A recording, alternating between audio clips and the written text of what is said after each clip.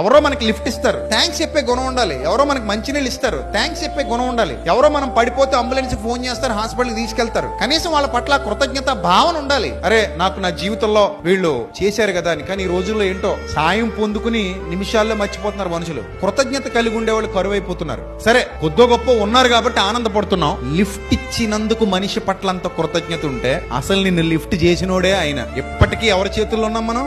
నా అరచేతులలో నిన్ను చెక్కుకున్నాను అన్నట్టు ఎప్పటికీ ఆయన చేతుల్లోనే ఉన్నాం మనం. ఆయనే మనల్ని ఎత్తి పట్టుకున్నాడు. ఆయన పోషించబట్టే మనం పోషించబడుతున్నాం. కృతజ్ఞత ఉండాలి ఎప్పటికీ. అందుకే నేను కారు దిగ్గానే దేవునికి స్తోత్రం చెప్పుకుంటాను. ఎందుకంటే చాలా మంది కారు ఎక్కారు, కానీ చాలా మంది దిగల, డైరెక్ట్ హాస్పిటల్లో దిగారు. నేను ఇంటి దగ్గర దిగుతున్నా.